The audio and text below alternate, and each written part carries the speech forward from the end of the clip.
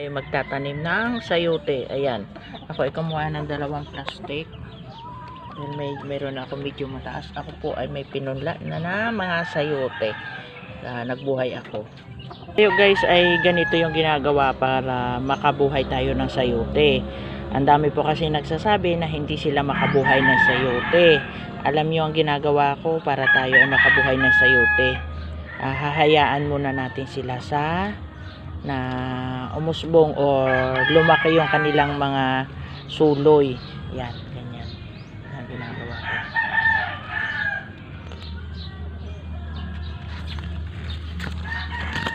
Yan, meron na. Ganyan lang yung ginagawa ko. Tayo malaki yung suloy, ay ililipat na natin sila. Ayan, ito.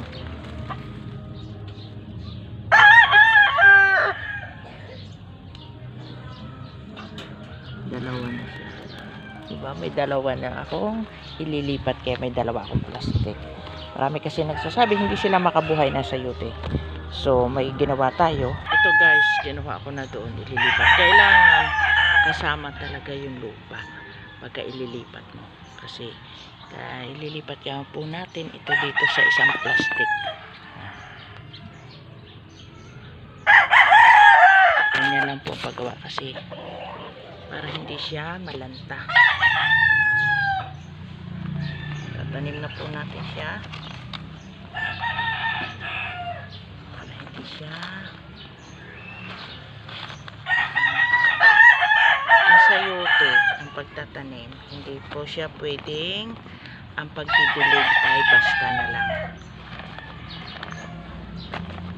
Ang dinidilig po ay yung gilid lang, hindi po pwedeng ipatama yung tubig doon sa buto o sa pinakapuno habang bata pa siya, kasi ang tendency nun ay mabubulok siya.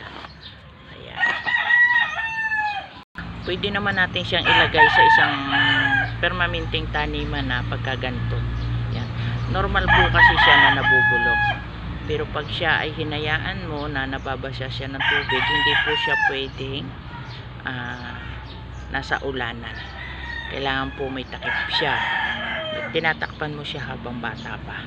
Pagka halimbawa nagtanim kayo ng tag-ulan, hindi po siya pwedeng itanim ng tag-ulan. Napapabayaan nyo lang siya dyan sa labas na walang takip. Itong kanyang tinatakpan po talaga ito. Ganun yung that time kasi nung nagtatanim ako nung una, basta na lang iniiwan ko, hinahayaan ko siya na may suloy tapos na uulanan, pero hindi siya napupuhay. Ang gagawin nyo pagka ganito pa lang, baby pa lang siya, tatakpan nyo siya, gagawa kayo na para na may takip siya. Tapos ang kailangan nakuha lang po yung gilid lang ang nababasa, hindi po siya nabababad sa tubig. Isa po yun sa aking na-observe the time nung ako ay una pa lang nagtatanim ng sayote. So ito na guys yung nailipat ko. Itong isa. Ito.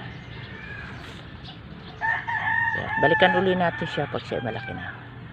See you next video and good luck. Love you all. Ingat po tayong lahat. Good health.